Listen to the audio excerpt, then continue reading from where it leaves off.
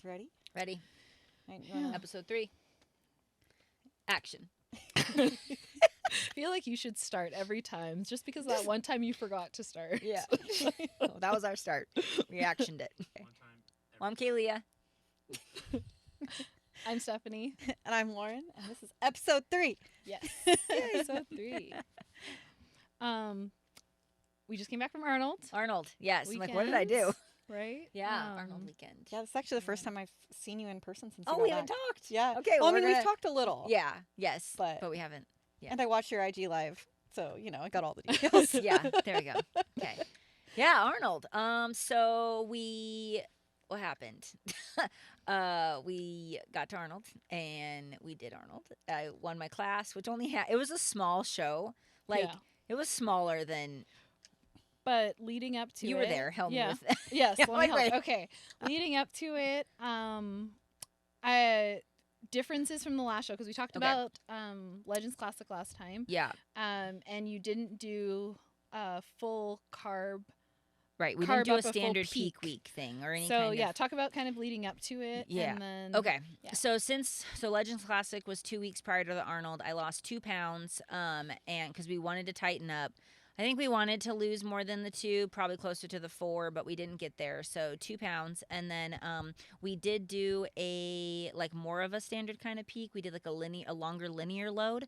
And so where we did 2 or 3 depletion days, high cardio, low food, and then started adding a small 15 or 20 grams of carbs and 5 grams of fat per day. So calories, carbs, fat worked their way up for 4 days, just tiny little increases. And then sodium stayed about the same, what I normally have. Water stayed about the same to what I normally have. No manipulation there. Mhm. And then, so basically the only really difference was we just did a linear load of carbs. And that was to kind of help you Fill out. Yeah, right? fill out, which, I think I respond well to small increases. And I think, and I don't know. I don't know if that's what we're going to do yet the next time. The next show's 10 weeks away. So I think the goal is I need to get even leaner. So I need to lose 3. I think we're going to try to lose 3 pounds from my low at this last show and then see what I look like and then decide if we need to lose another 1 to 2 more. So we don't think I should have to get down a total of 5 pounds leaner, but you never know. You gotta wait till you kind of get to a point, and see what the look is. So we'll see, but probably anywhere from 3 to 5 pounds I need to lose. Is there anywhere specific that you're kind of focusing on in terms of tightening up a little bit more? I mean, obviously, we can't really pick where we can tighten up, but the body loses weight, as it loses weight. But we definitely need the lower half. So if it ideally could just come from the hips down, we just need to see sharper tie-ins, and we need just a little bit sharper detail, in the. I mean, obviously, we don't need a ton of quad showing, but that's a sign of conditioning. We need to see. I have hardly any, kind of lines in the legs. So just the lower half would be ideal. I personally, if I looked at the girl who I may have the girl or two. I don't know in the overall whether I was a 3rd or 4th place. I don't know where I was there. So but based on where you were on the stage, I think you were about a 3rd. Yeah, 3rd or 4th. I'm 3rd or 4th, and maybe 4th, but I don't know.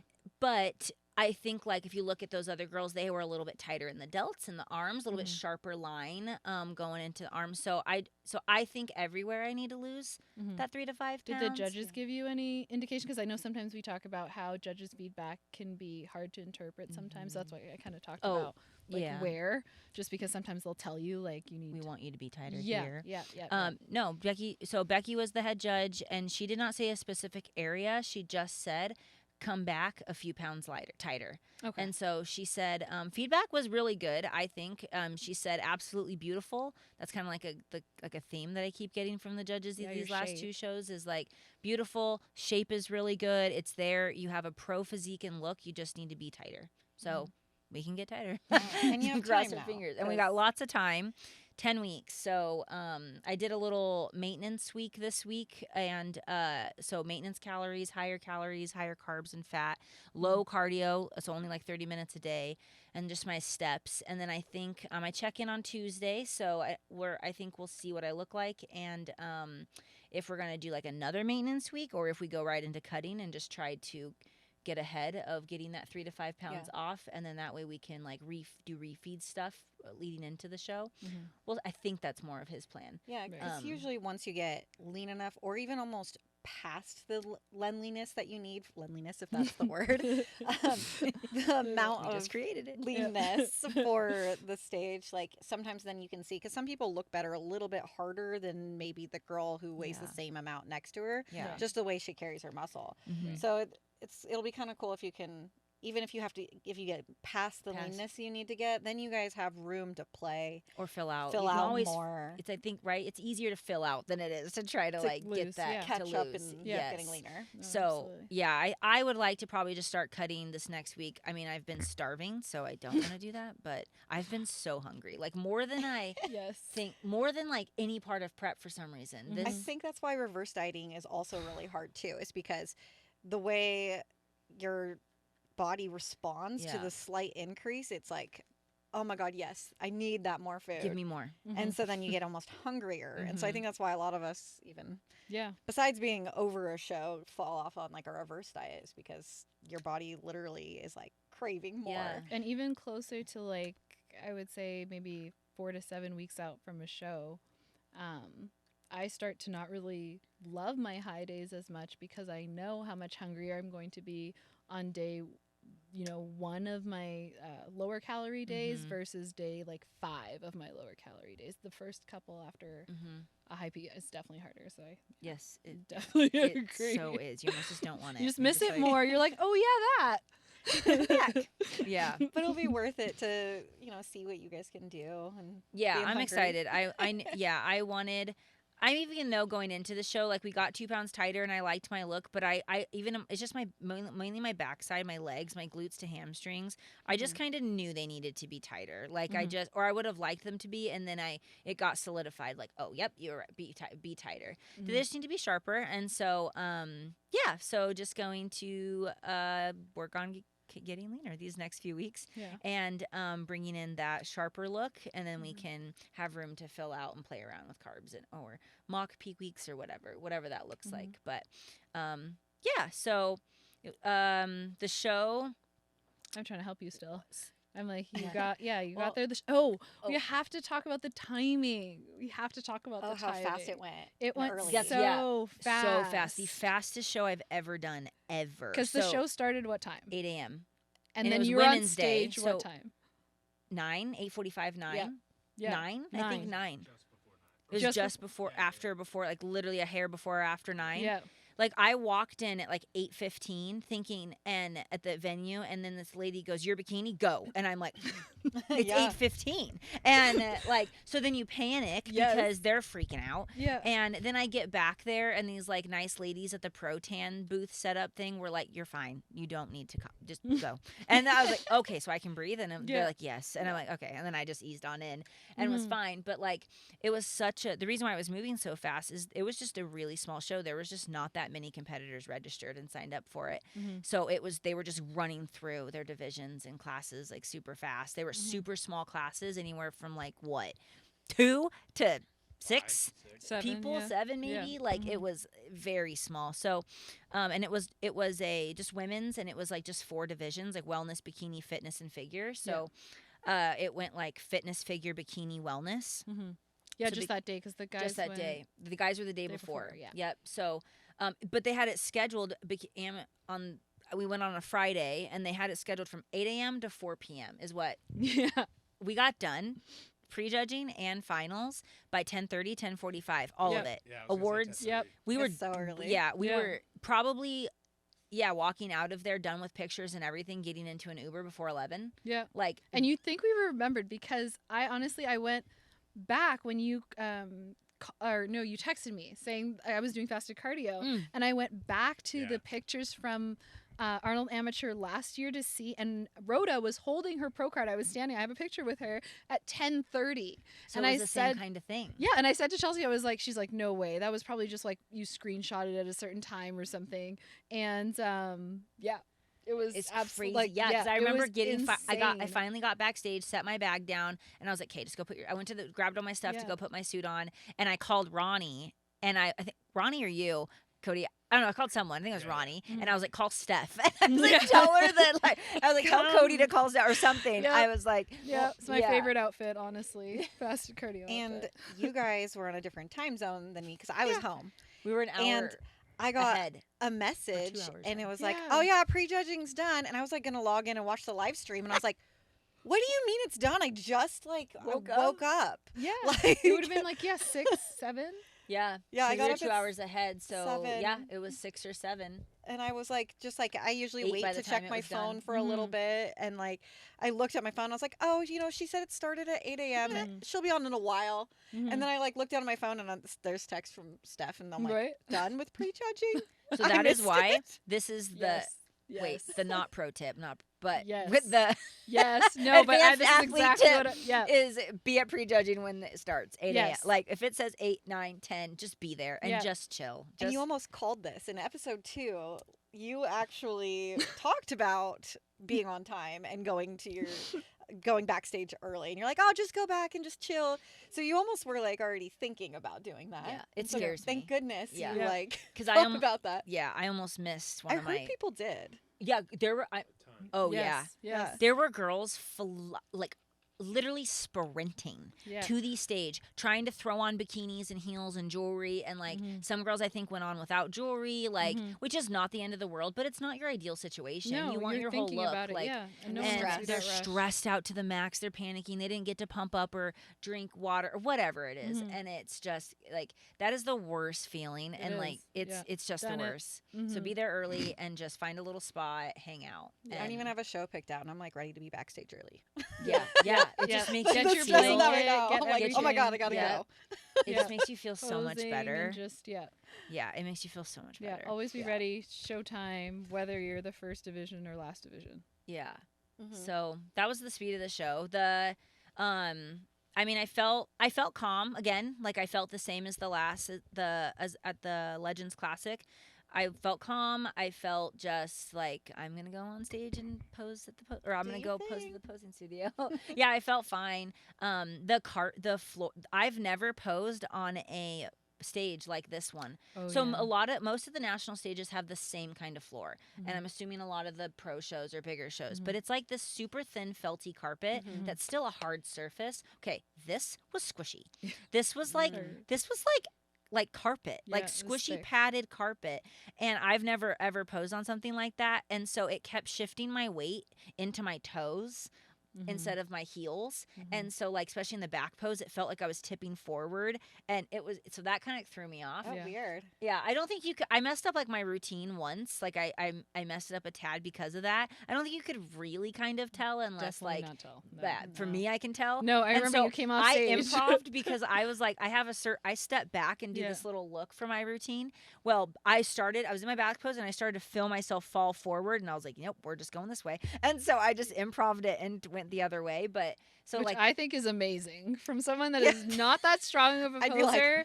I'm like, it's either I knew the step back was not happening, or nothing. Yeah, I'm like, it's always the planned. So the improv, because you came off stage, you were like, oh my gosh, I made a mistake, and Cody and I are looking at each other like, I was like, because I love my little step back look thing. Like I just like my routine. No, you want to do it, and then but it didn't work out that way. So which is why we were saying about practicing through your mistakes. Yep. When you're posing. Yeah, because no one knows what your planned routine is. So if you ad lib and change it, no one's gonna know. No one knows, except maybe your best friend who helped you practice 100 times. Right. That and your coach maybe. But like even then, your coach probably doesn't realize like that was maybe they thought you adjusted your routine before. You should have tested Paul. Yeah, I know. Did I change it? What'd you think about that routine? But in that routine though, it did cause jiggle in the glutes too. So in that mess up, because I was shifting weight forward. When you watch the video, you can see one needed to be more conditioned, but two, that little mess up jiggled.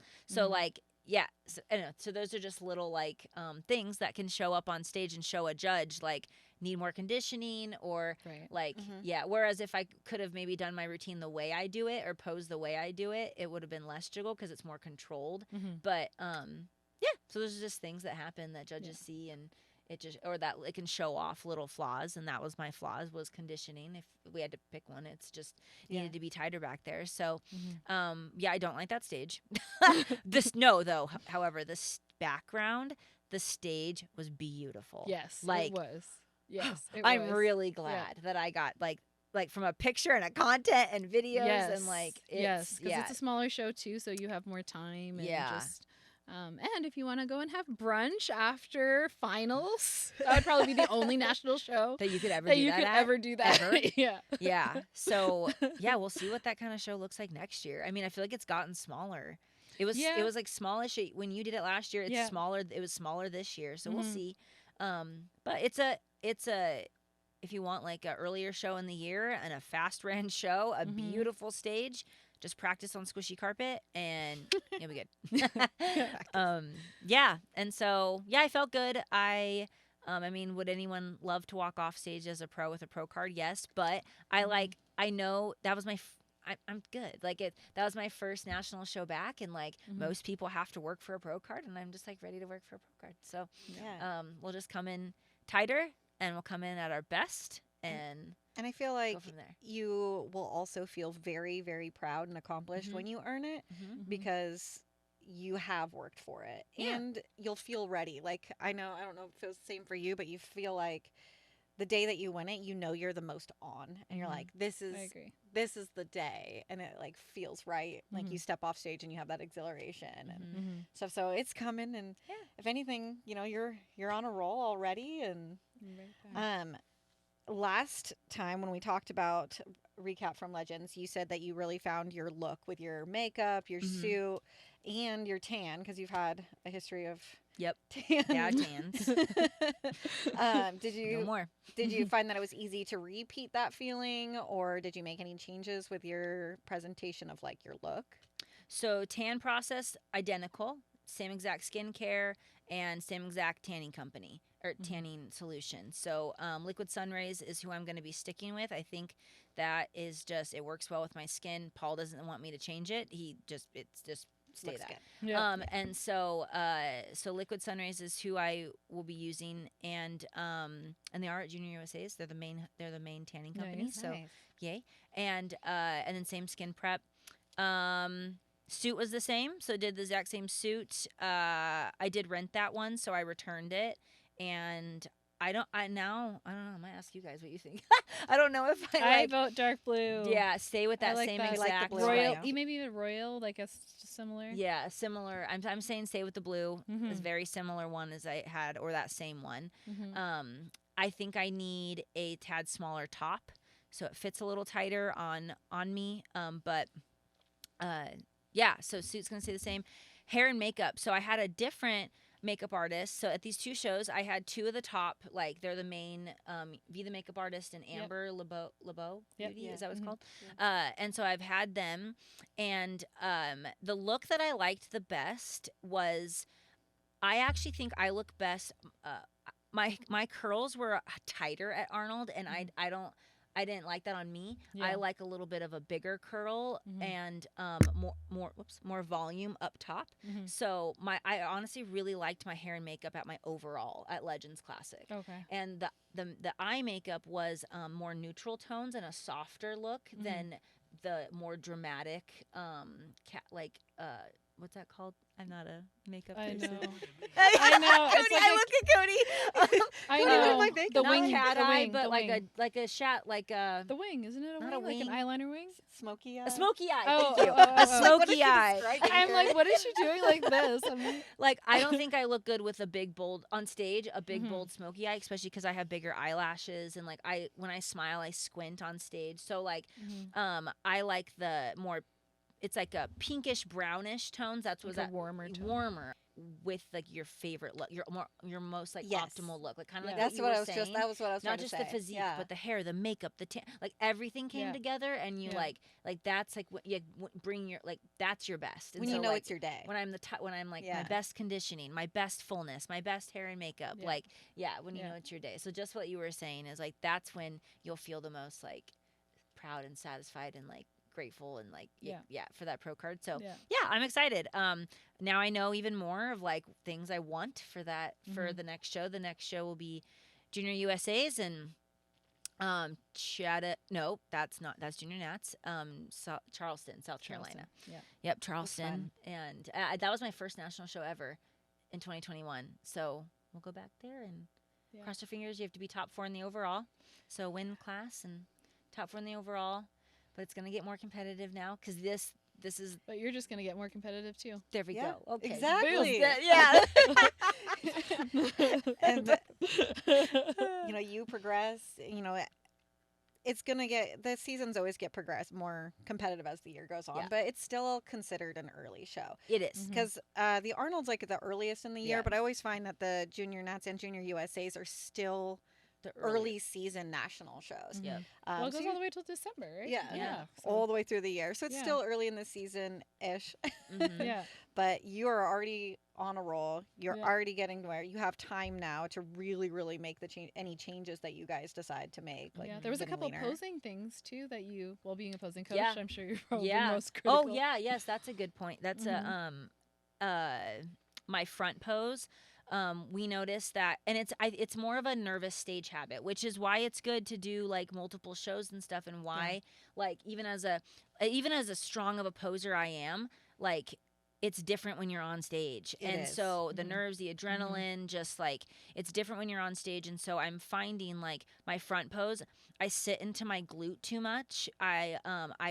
Paul said like you think you still have small glutes, and so you sometimes when you get nervous will pose that way. And so I'll sit into my glute too much in my hip, and it can cause your low abdomen to drop a bit, and then my waist just doesn't look as sharp. And I have a small waist in my front pose if I pose it correctly. And so there is a perfect correct spot, and it's just standing tall, and that's almost with everyone usually needs to stand tall.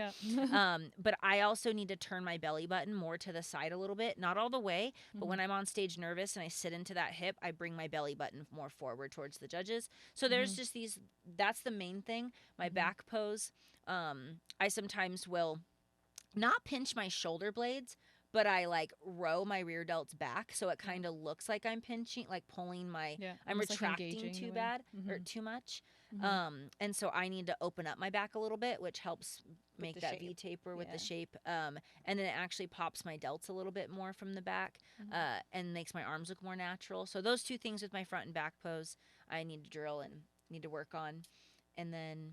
And then maybe you were talking about last time switching to a little bit less mirror time and a little bit more like recording yourself and critiquing yourself on video versus like in the mirror, because that's the closest you can get to like on stage. Just if you practice with no mirror, and then how do you fix it? You video it so you can go back and study and drill. Look and then you find, and then you like, oh, I didn't like that. Okay, set the phone up again, go back, feel it, think about it, do it. Go back and now look at the visual, like, and you have to go back and forth. I think that's helped me the most too, for that off or the on stage feeling, because you really have to be able to feel your pose. Like, is your belly button facing enough one way or another? Am I sitting too hard in my glute? Like, what does that feel like? Because then once you kind of have that feel, it's not what does that look like, it's what does that feel like. I think that makes a huge difference on stage, because there's no mirrors up there. Wouldn't that be nice? Just lots of lights, just lots hung of people right in front of you, like off, like behind the judges' heads. Well, but behind the judges' heads, above their head, and you just got to like fix yourself to be like man, perfect. We would be golden. That would be funny. I know. I even think about that, like when I do my check-ins with no mirrors either, just because it's like posing practice for me. Me too. I used to, when I first started, I used to actually prop up one of those little tiny behind the door mirrors in front of right behind my tripod, so I could see myself every time. And now I don't do that, of course. But. And even when I let's say we're taking pictures at the gym and like I can see myself in the mirror and I'm like, oh, that looks great. But then I hand like my boyfriend the camera and I'm like, take that picture. You can totally but he's off to the side just a little bit and it does not look like what I saw. No. I'm like, we just need like a mirror right behind everything. A hovering just mirror. To fix our pose a little bit. No, that's why it's so essential to not. To just the body awareness. It's like control of your body just by the feeling of it versus by the look of it.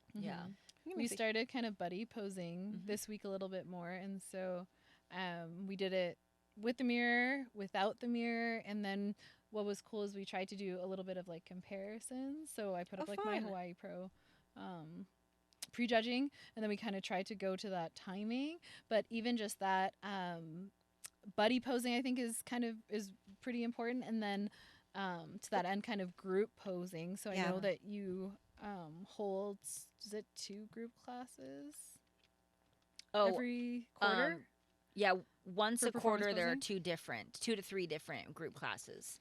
Yeah. Right. So there's a posing technique class, a mock show class, and then a walking in heels class. Yeah, and so I think found that's super important. anytime you can pose around other people, it makes a big difference. Anytime you can do like group classes, seminars, go to those, because posing around other girls, and they usually will run you through kind of what show day is like, and so that experience is really good to get as much as you can. And then just bring a tripod. Yeah, and then record it. Yeah. That's the only thing I didn't do as much in my earlier amateur years. I think is just recording myself more without, like you're saying, without the mirror. Same. Yeah, same. So I think I would just set up your phone and just watch, because you'll see things that you... It's true. I think I'm going to have to crash some of your buddy sessions soon. Yeah. Yes. Come join us. Please come. And then there'll be a real amount of people to switch around. We can switch and we can walk to the... we got a little tired of doing our little... back and forth. They say switch and we're like, do we want to switch again? Yeah, we were literally like, no, stay here. Yeah. We're good. We'll practice holding our poses. Yep. Yeah. So, that was the show. It was good. Arnold, we were there, so we had all of Friday, all of Saturday, and then we flew home Sunday. I ate pretty untracked those 3 days. Like, I just kind of ate what I wanted, took bites of things, and had full meal. Like, I ate what I wanted. I smelled. Yeah, she smelled. Sorry. No, but it was, we had, was it like cookie? I forget. We got like we got insomnia cookies. That was my favorite. Yeah, insomnia cookies. Those were my favorite. We got this taco place, and I got tacos. We stopped into this little chocolate place and got chocolate covered like a pretzel and cookie thing. That was really good. I'm really got hungry this today, churro place, this churro thing. These Oreo churros were amazing. Yeah. I think she downplayed it for me before I went to bed. They were so good. They were so good. And then that cheesecake that Ronnie and I shared, that obnoxious looking cheesecake, that was so good. It might have been the best cheesecake I've ever eaten in my life. I was glad of that barbecue you guys didn't eat, and I was like, "Yo, was I'm it good? eating this." Oh yeah. You had like 6 ribs left over. Yeah, there was a lot of meat crazy. left. Yeah. We had a barbecue place. I got a gyro. Yeah. I had, oh my God, I ate so many things, and I'm only like 2 pounds. I think I'm my weight like spiked this week because I've been so hungry. I've been munching on pickles, and I think yes, and I was not drinking water. I literally think I maybe had for 2 days straight. Okay, just not enough water, but I've been munching on pickles. Yeah, she's even admitted. She's like, like literally, I think like just not a lot of water. Yeah, and all of these pickles, and then my weight went skyrocketed. My digestion was terrible. Yeah. And then literally I was like, okay, I just downed water the next day, downed it. And I think almost 2 gallons is what I had, which I never drink almost 2 gallons. I'm always like 130 and whatever. And so, and then I woke up, I lost 4 pounds. I was back to ab veins, back to tight core. I was like, oh, I'm not fat. Okay. It's insane what the sodium can do and dehydration can do. Oh my God. Your sodium water balance falls off. Yeah. It's your whole you look like crap. Yeah. And you're just so used to, because leading up to show day, you become the increments of time between how often you do a body check becomes smaller and smaller. Yes. And so then, for it to be 4 days later and to go, it's hard. It's definitely hard. Well, I looked when I came home Monday and Tuesday, I looked amazing. I was full. I was tight. I was just veins everywhere. It looked great, incredible, right? Yeah. And then that tapered. I went back to Monday through Friday, I ate super structured. It's all I've been back on my maintenance calories, just super structured. Everything's tracked. But those pickles, I was eating all these pickles, and then but not drinking water, and that's where my body freaked out. And then I hadn't weighed myself for a couple of days, so then when I weighed myself, I was like, what? I'm that? And then I looked and I'm like, no, we need to get leaner. But then it was just the sodium and lack of water.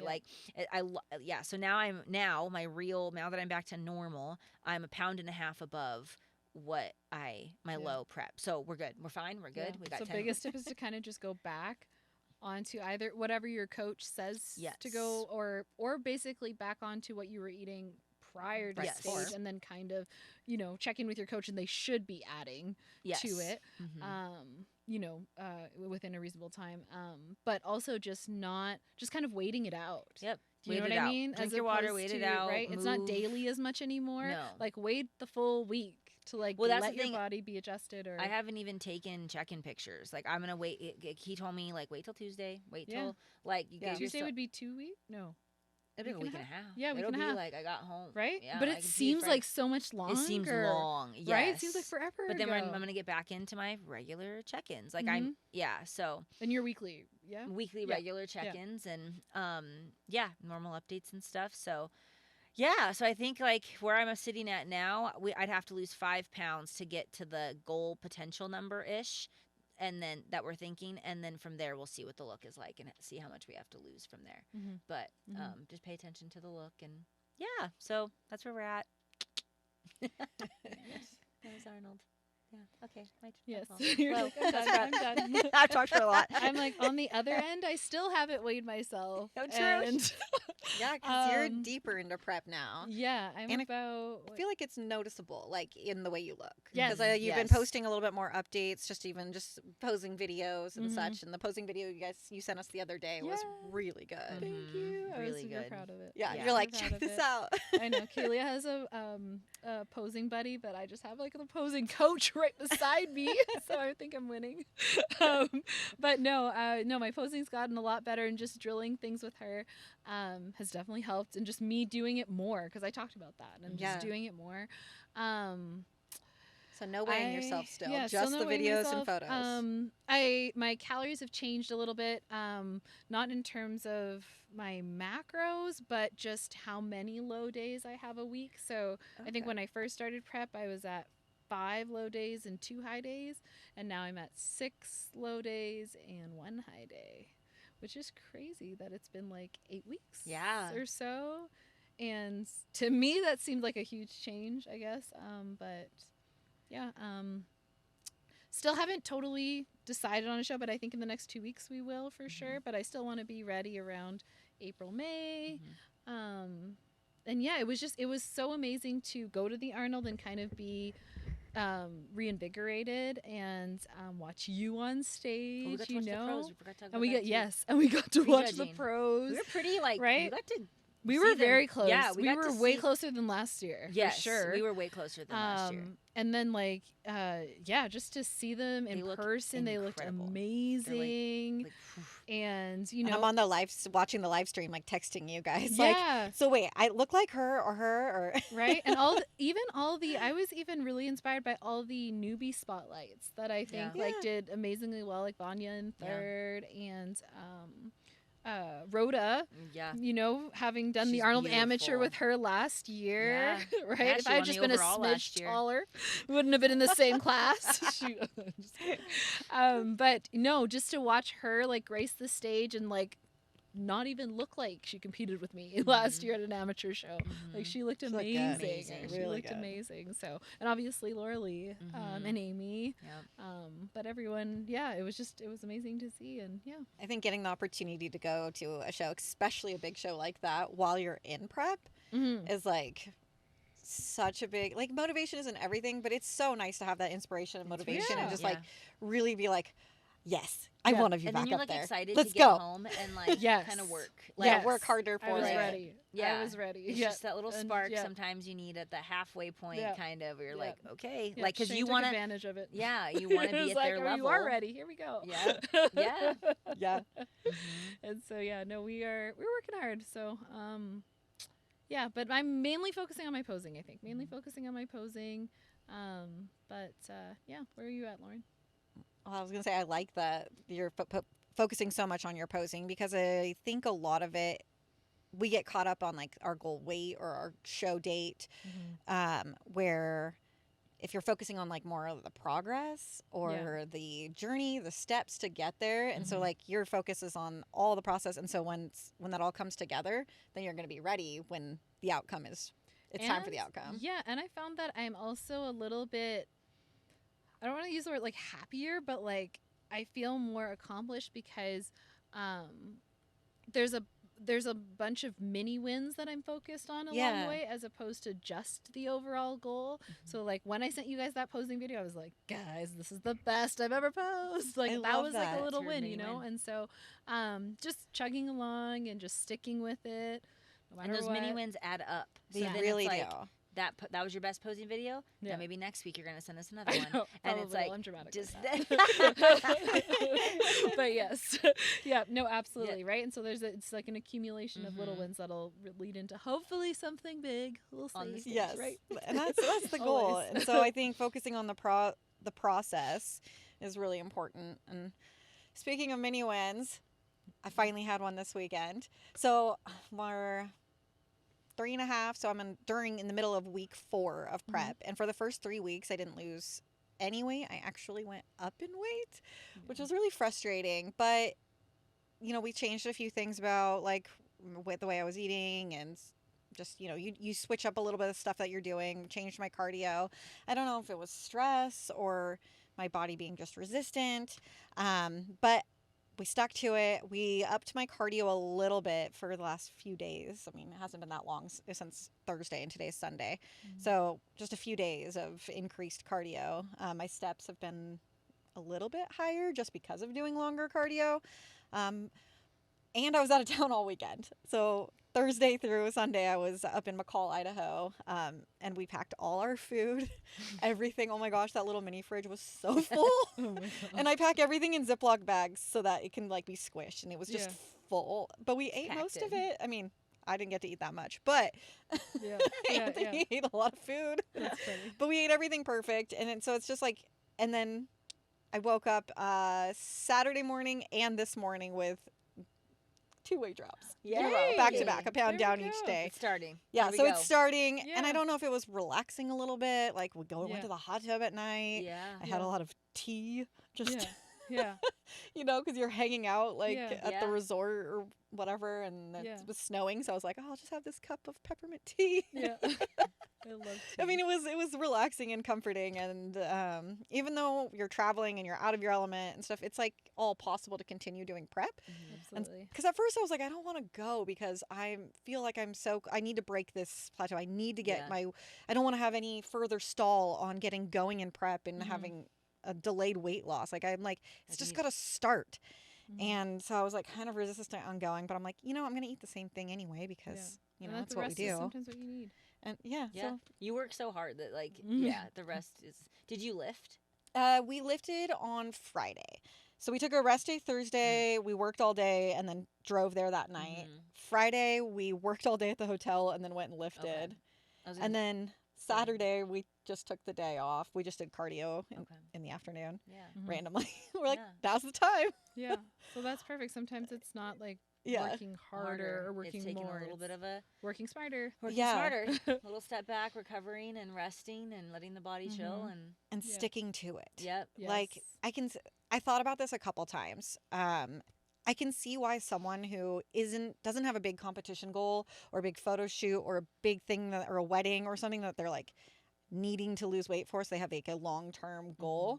Like if someone's just like, oh, I just want to maybe lose a little bit of weight, I can see why 4 weeks of dieting and trying to travel and stuff and not losing weight would be incredibly frustrating, and where they give up really easily. Like discouraging. But have you seen differences in your photos or measurements or anything else? Or was like everything the same? Or, do you know what I mean? Because sometimes you can have the same weight but other things change. I think very, very small, but not anything where I was like, oh yeah, I'm definitely tightening up or anything. I think I don't know if I felt that until about this weekend too. Where I was kind of like, is it changing? Is it working? But we increased cardio a lot, so I don't know if I had some inflammation from doing that too, which is possible. But I think it just takes time for my body personally to kind of like be like, oh, you changed gears. You're going the other way now.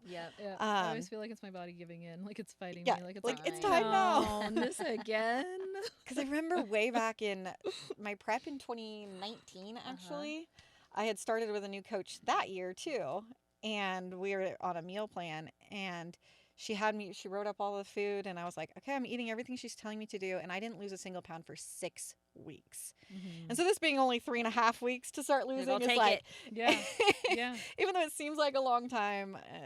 I think I don't know. I like to look at it in a positive way, that it's kind of resistant to it, because it means to me, I think, that you're at a good maintenance place. Like your body is happy where it's at. You're healthy. Yeah. Which is you're healthy, right? Because we know that bodybuilding's more extreme and that sort of thing. So like I think, and I think this is true, when you're like a higher weight, maybe like out of a healthy range, usually when you first start to diet, it kind of comes off faster because, you know, the body doesn't necessarily need it. Yeah. Right. Whereas that was me when I started prep. I was at my off season weight, I think, was just I got about 10 pounds too heavy than I should have.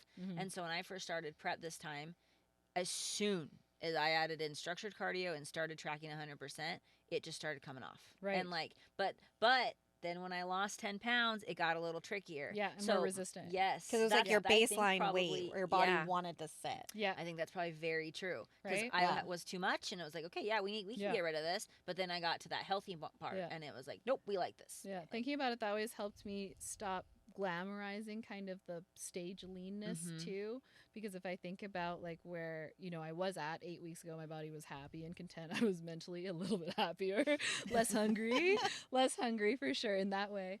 But you know, once you start to drop, then you know, it's something that you're kind of pushing your body to do. Like it's a little bit more extreme, right? It is. And so you kind of want to get back to healthy maintenance per se. Yeah, and my coach and I talked a little bit about, after my last check-in, about maybe why we had to drop my calories a second time.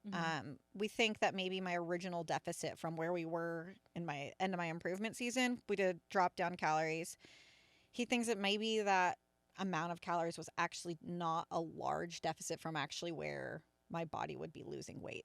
Right. So it's like I was almost in a surplus, and then we kind of like maybe a touch of maintenance or a little bit of a deficit. So just taking away the extra 100 calories like put me actually in a real deficit. And that's where it started too. And your cardio stayed the same? Oh, like we did up it this week just to get things between moving. Those 2 drops. The prior ones, like 5 minutes. So it was like, so not like crazy. Okay. Yeah, nothing crazy. And then this last one we added 15 minutes. Yeah. But I think that just like where my body wanted to sit, like calorically, like how I've adjusted just over years of a lot of dieting, and I've had a history of like with past coaches and stuff of like getting to extremely low calories for very, very long periods of time. So when I started with my coach I have now in our improvement season, I was still only eating like in around the 1,300 calorie mark, and I was weeks past my show. And so it took a long time to get my calories higher because my body's so adjusted and regulated to such a lower calorie rate that like my deficit to start out might be lower than someone else who has been like maybe eating higher. So we're going to play with it and try, like he said his goal is to have me at a more optimal level. So we're working with it. And I think just that's why we have a coach too, because I might have been like, oh no, I need to drop further because that's what I've had in the past. If you were your own coach? Oh God, no. In that situation? Oh no. No. I would have just every 4 days been like, guess we got to keep on. I'm starving myself. No, because I don't want to starve myself. And that's something it's like, even when I wasn't dropping the first few weeks, I ate every single macro, every calorie. My coach has like a questionnaire that you send back weekly.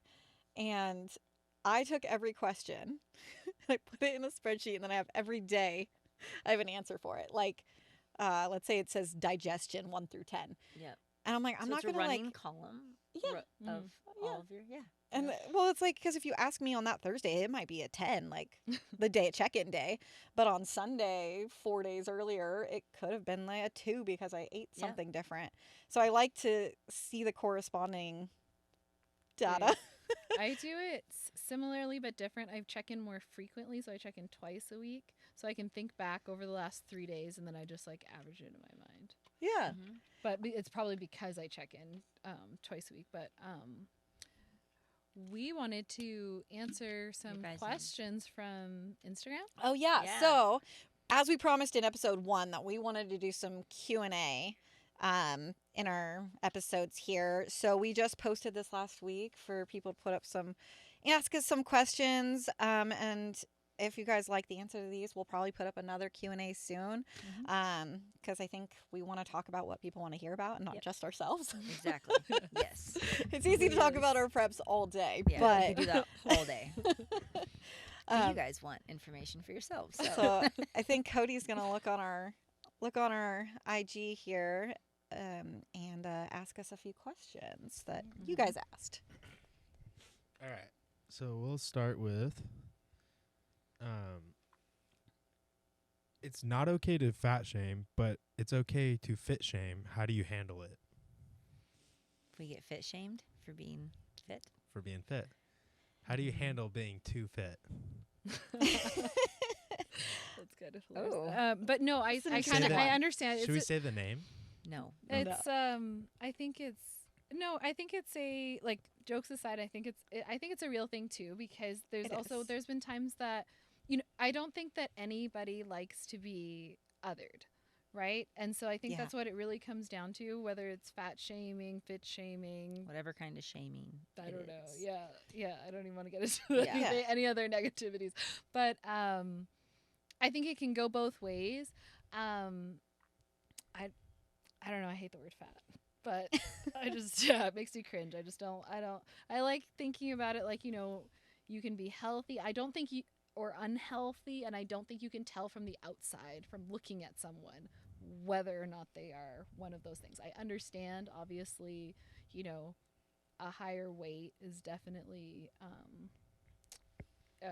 corresponds to usually a more unhealthy lifestyle, but there are definitely other things that contribute to an unhealthy lifestyle that you can't see.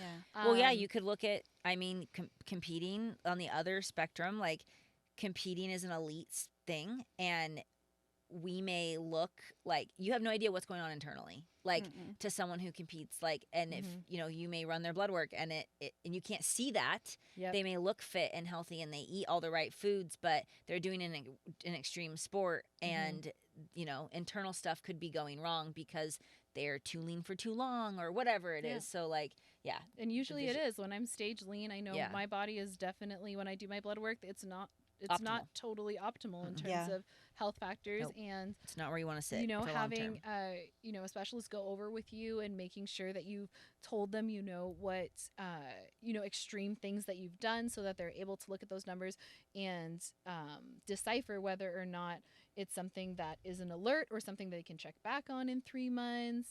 It's super, super important to do. Yeah, for sure. And kind of like the way the question was worded, I think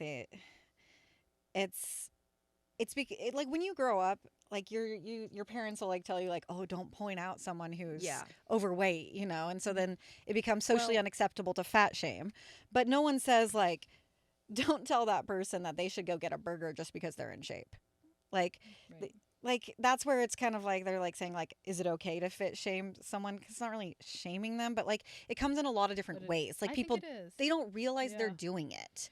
But it's only because it's something that has been obsessed about in Western social culture, right? It's more desirable to be thin, not because of what the media portrays and what we see on TV and whatever. I think some people have insecurities or become like they're like almost envious of you, and so they find a way to almost level you in a passive aggressive way, and it comes across. They want to like you're up here maybe, or you're somewhere else, and they want to meet you eye to eye. And so typically, if I see like I see this comment, and I see, to me it's like it's more of a self reflection of like maybe somebody who's talking.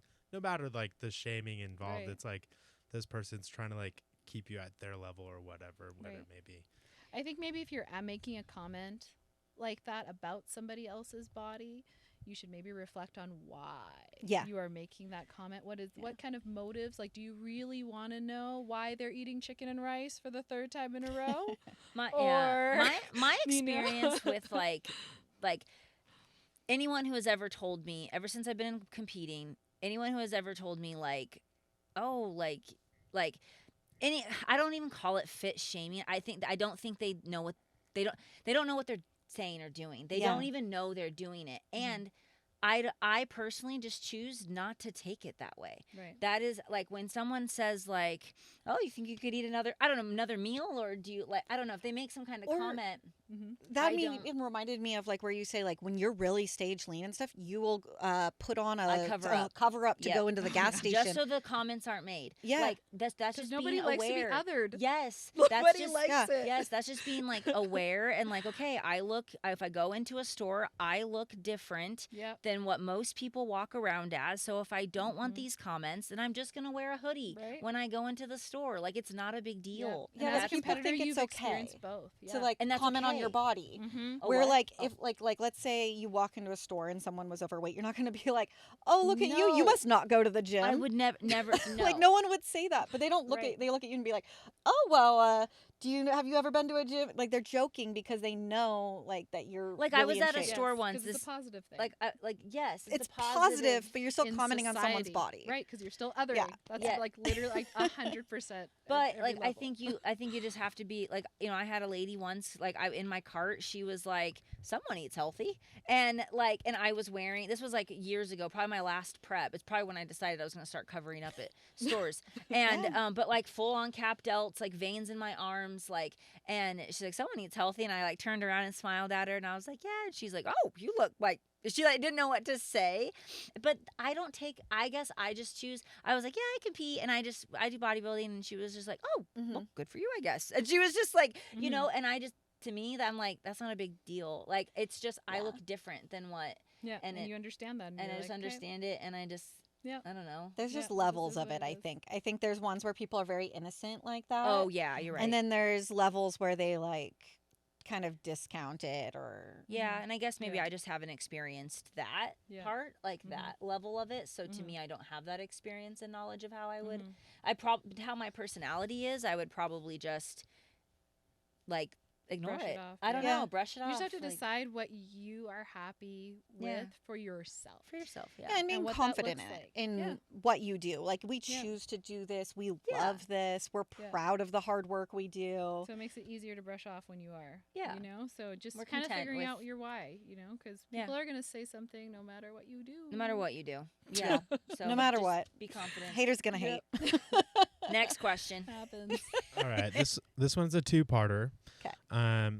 Choosing your bikini color, and then part 2, does the color of the suit really matter? That's a great question. Especially if you saw my variety of colors that I wore last year. Worn a lot. Yeah. I want to find my signature color. Yeah. Because I feel like there is an importance to choosing suit color. Because I feel like it can give your look if it pops right on you with your skin tone, your hair color, your eyes, and everything. You want to be eye catching in a positive way. But usually, like, so I'm gonna start from the basics. Like, if you're a new competitor, picking your suit color, stick to these 4: a green, a jewel tones, a green, a red, a blue, a purple. Okay. Yeah. We're usually never free content. Huh? Free content right there. Free tips.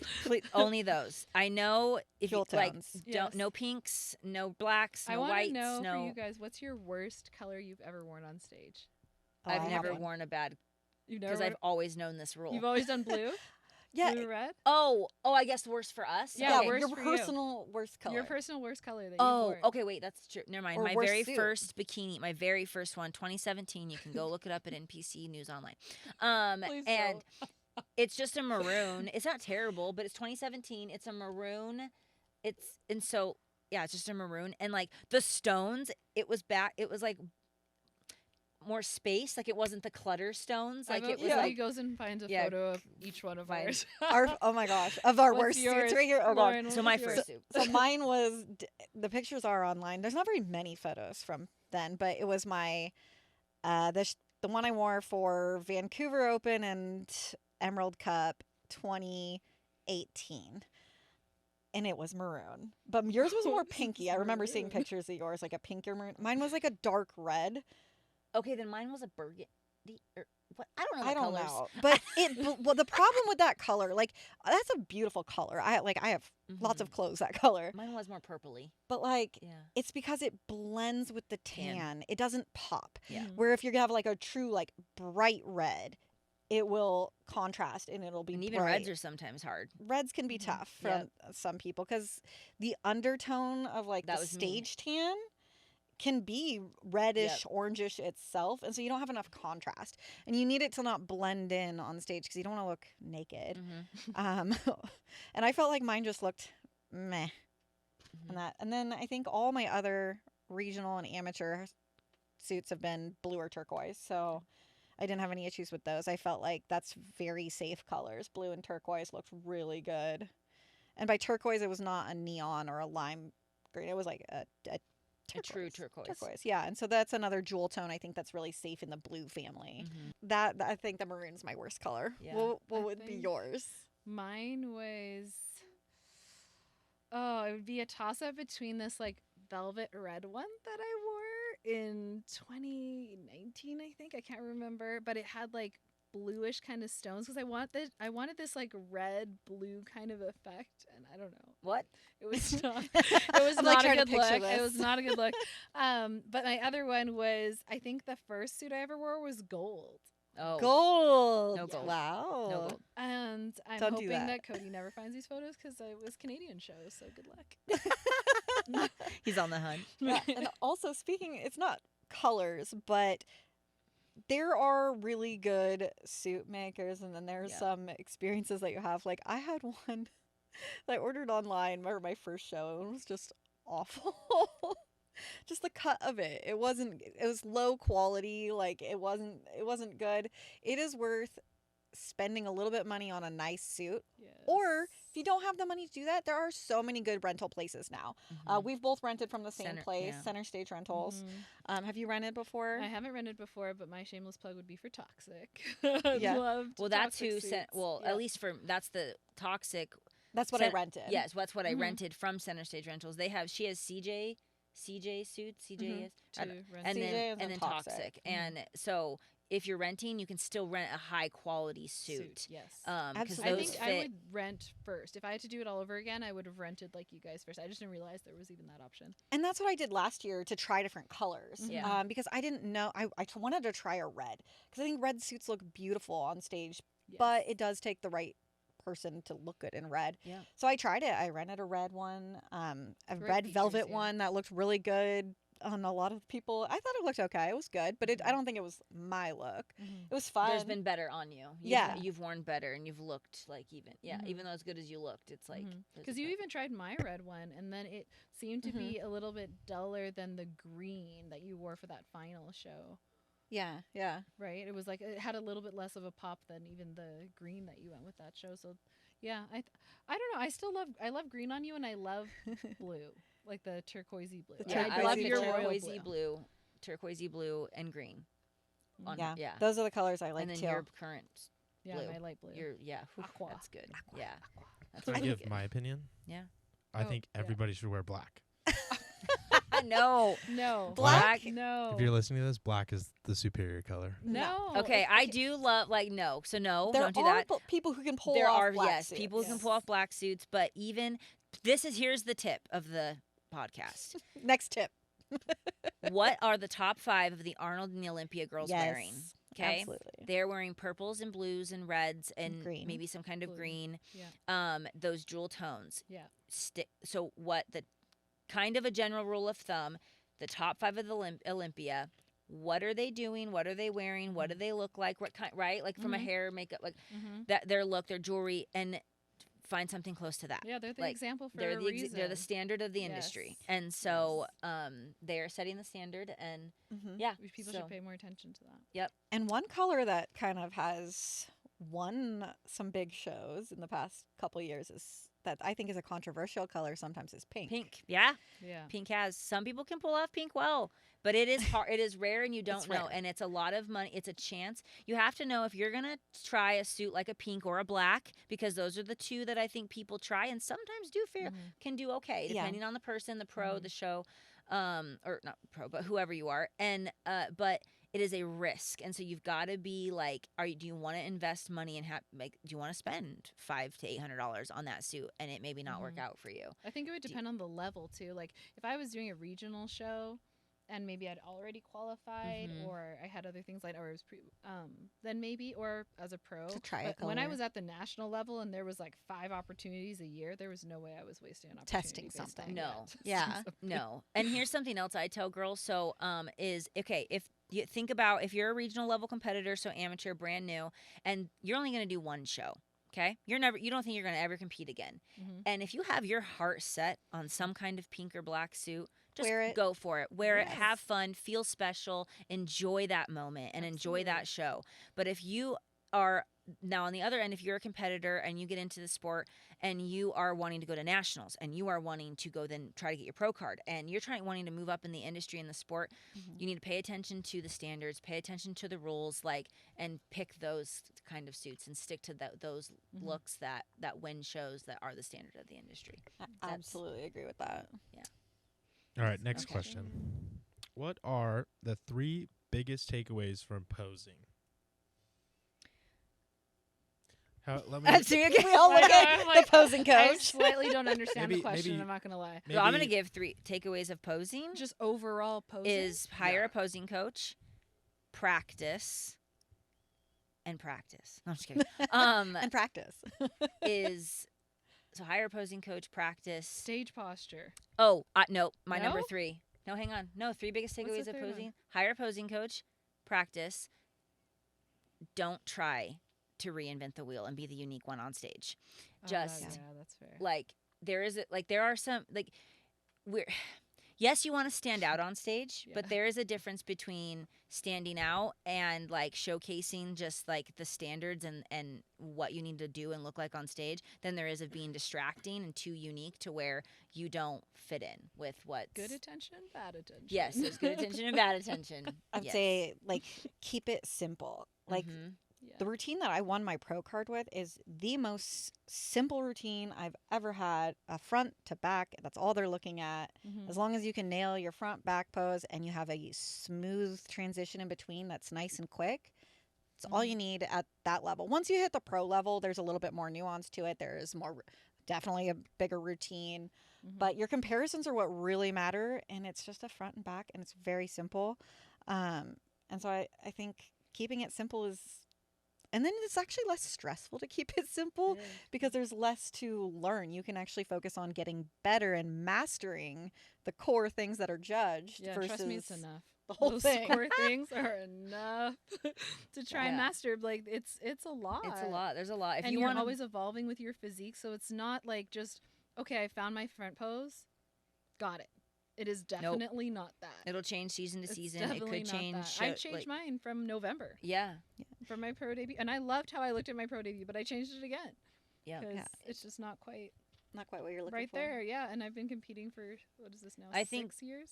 And also, if you're a new competitor, a lot of don't try to mimic who you see on Instagram and the pros. Just because you see them do something, it doesn't mean, one, if you're an amateur, you're not going to have the time to do it.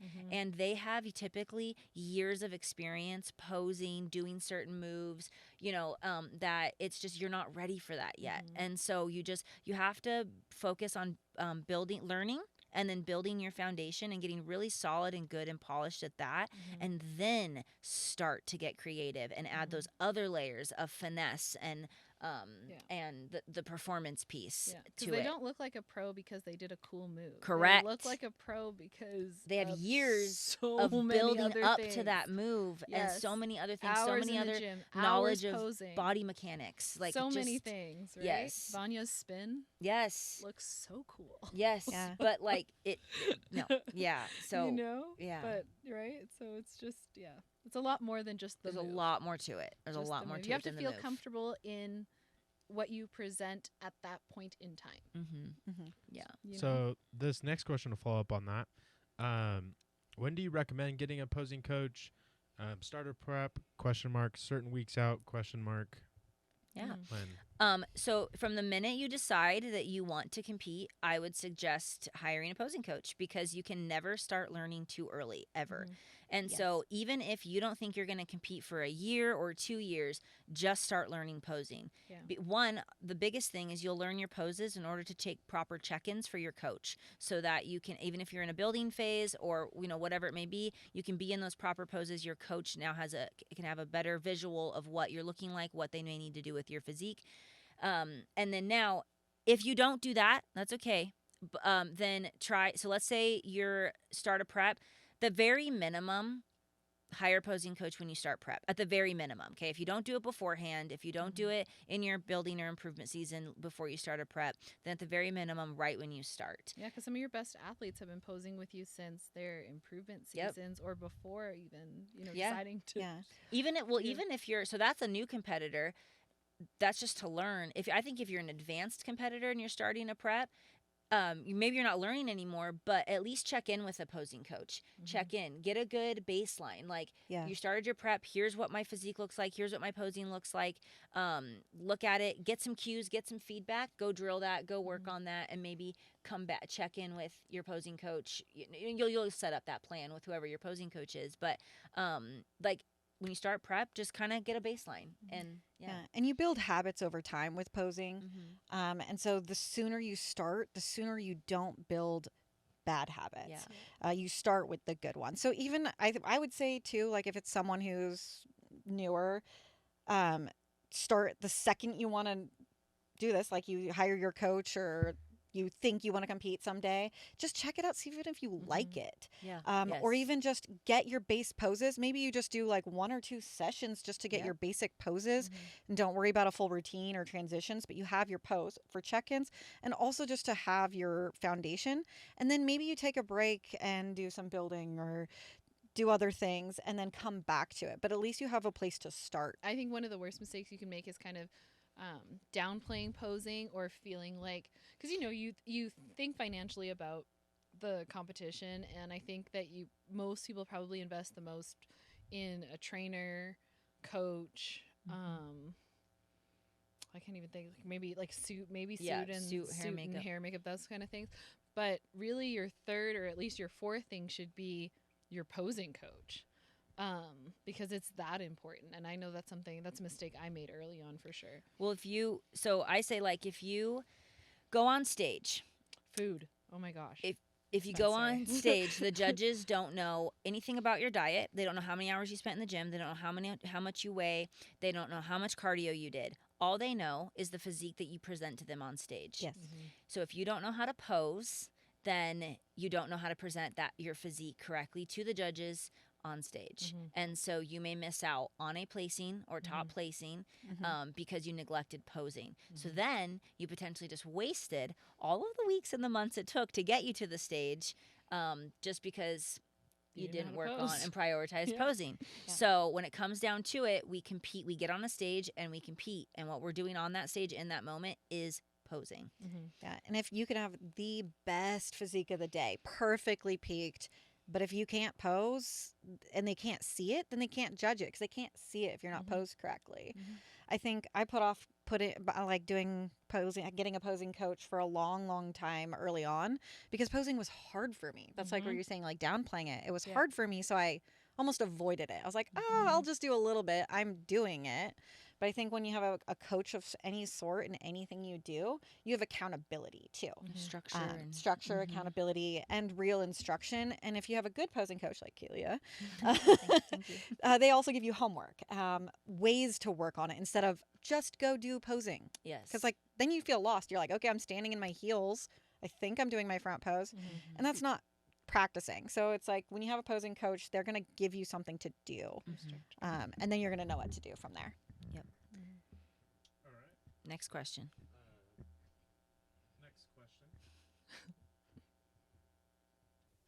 Next question. Oh,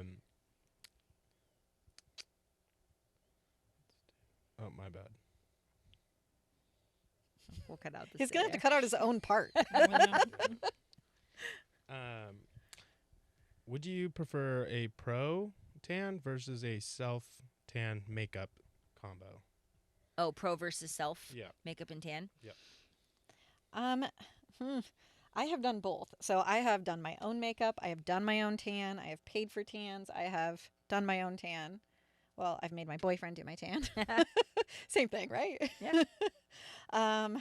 And I did okay with my makeup, but What's your perfect combo? I like paying for someone to do my makeup.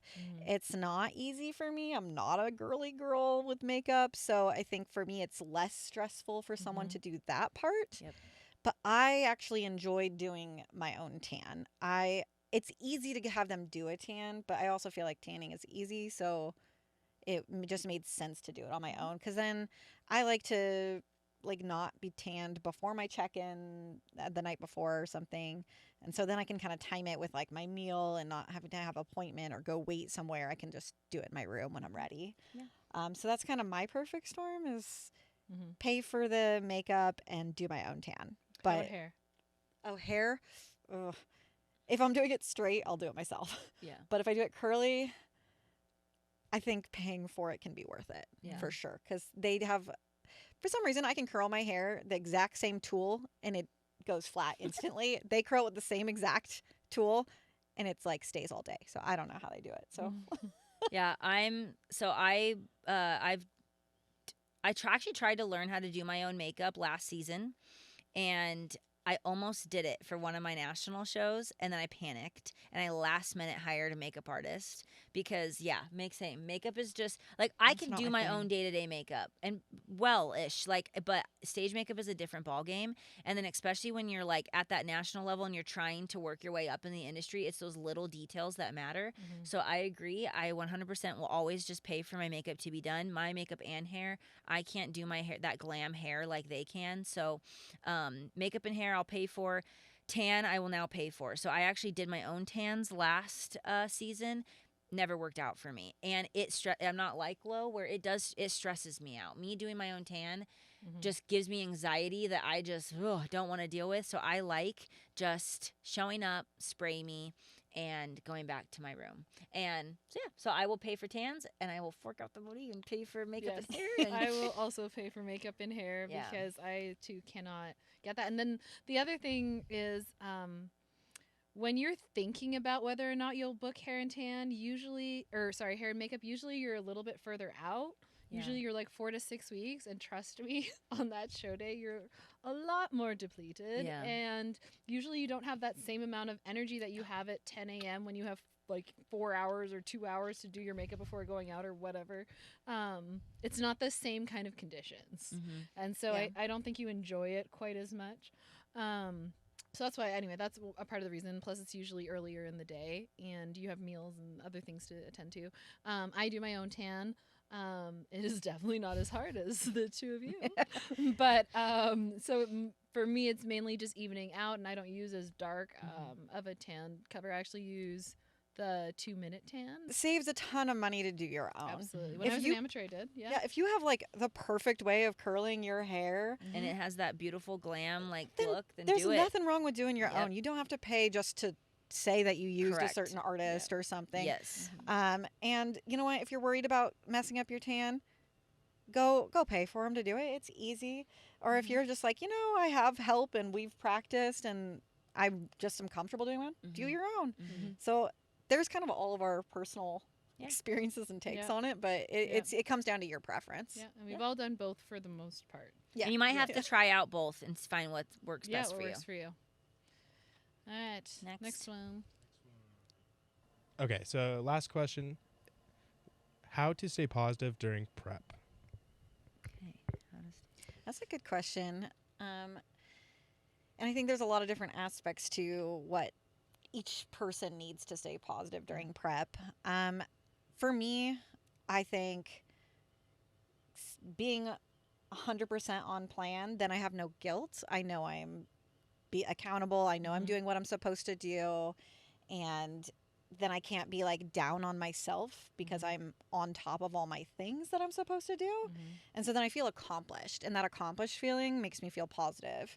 That's my Is that your answer too? That's my answer. Ditto. Yeah. Just kidding. And then also a big thing that helps me, this isn't for everyone because a lot of people get low energy on prep, is I like to be active and not necessarily super social, I mean, I don't like to avoid my friends or anything, but I like to do things like hike with my dog and certain things that like keep me from sitting there and focusing on like food related events and things like that. So I kind of do some stuff for me. Like I get out of the house and do things still. I don't just sit there and hyper focus on prep, because then you kind of get in your own bubble, in your own world, and we can all spin out of control sometimes. And so I think making sure I'm still living, and prep is adding to my life and it's a big focus of my life, but it's not taking away from my life. Yeah. I think that's important. Yeah, I look in prep, you've got to like be like time management is really important, and you've got to be like really structured. And so I like how I stay positive is I kind of look at it like, okay, I am going to like get all these things done with my business, with my house. I'm going to keep my house clean. I'm going to get house projects done. I'm going to like, I just kind of keep myself busy. And when I'm busy and I'm getting things done, I feel accomplished. And so, and also with prep, like competing prep, it's a hard thing to do. And I like the fact of doing something hard and being able to like go to sleep at night and go, I ate 100% of my diet today. All my steps, all my cardio, all my lift is done. Like I didn't skip anything.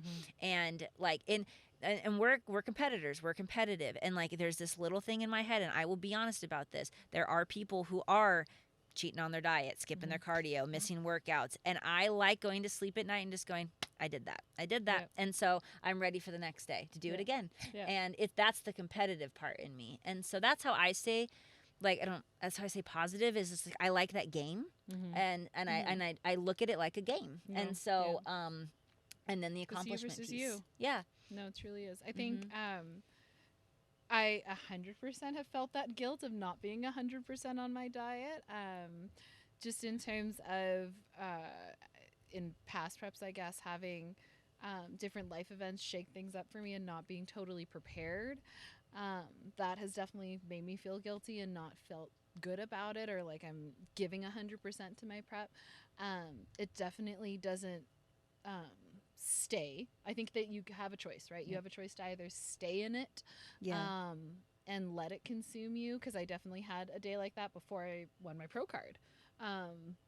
And so if I look back on that prep and it was all negative because of this one day, then I probably wouldn't have won my pro card. So definitely seeing it, like you say, like a daily game of you versus you, that was yesterday, and you may have lost in in different ways too, because I know that I felt that same amount of guilt, not only just being off my macros, but I've never missed a workout. I've never not done my cardio, but just mentally, when I've had like a bad body image day, I also don't feel that good about myself, whether I've done 100% or not.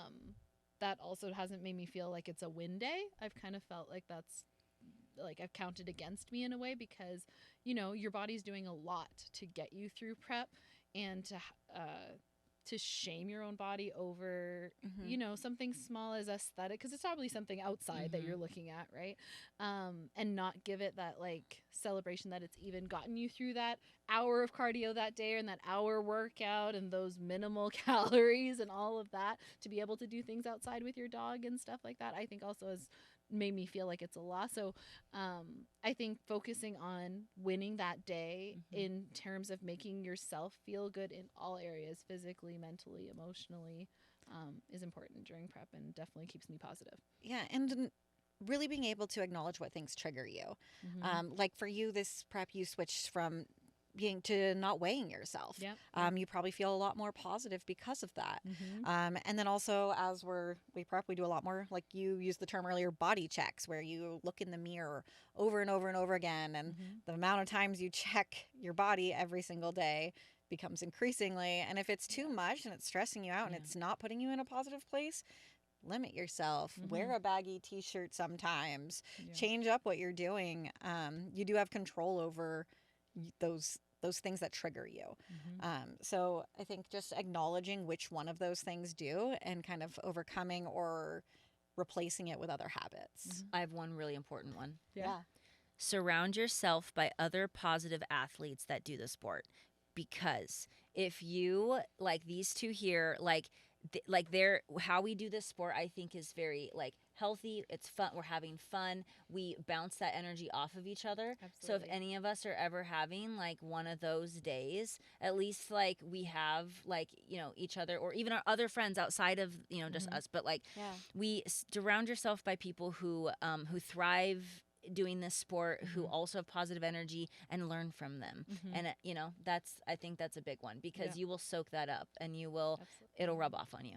And it's not a suffer contest. No. So it's like if you're sitting there, but if you're by yourself or you're like have to like complain, you start thriving on complaining that you're hungry, or complaining that you have to do so much cardio, then it becomes not fun anymore. Or so if you have like a good support system, good friends, good group, someone to connect with, even just a buddy, a prep buddy or something like that. Like we have a little group text message, and we have one with Cody too, and we all just like throw things up there for the day. But when you're talking to a group of people or friends, you're maybe not as hard on yourself, or you throw something out there and then you get encouragement. Of the situation. And the first time I had the highest cardio ever, I reached out to her. Yeah. And I was like, and then we did some cardio together because I was like, and now I know I can do it myself and it's fine. And I'm like, you got this. No, seriously. But we like, reach out for with real, I'd never reached that high of cardio before. And I had. She is bad. I had. She was experienced. So but Been there. so it's that. And like, instead of like whining, complaining, thinking my life is ending, you make it positive. You have fun with it. It is what it is. And you relate to others. You relate to others. Yeah. I remember we finished and we were like, oh, that was not as just long did as that. we thought. Right. And then then I was you like, made that rule. You were like, I'm gonna have to get like this at least half of my cardio done or more before in the morning. In the morning.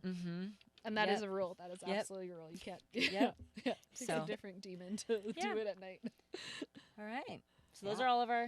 That's our Q&As for today. Yep. Because we do have some that are unanswered.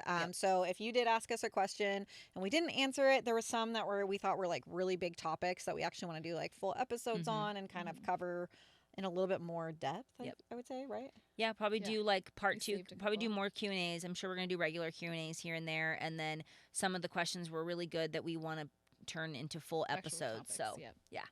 Yeah. That'd be great. That'd be great. But no, we love the engagement on our page. So keep listening and liking and commenting. Yeah, letting us know what you want to hear. Yes. Bikini Besties are out.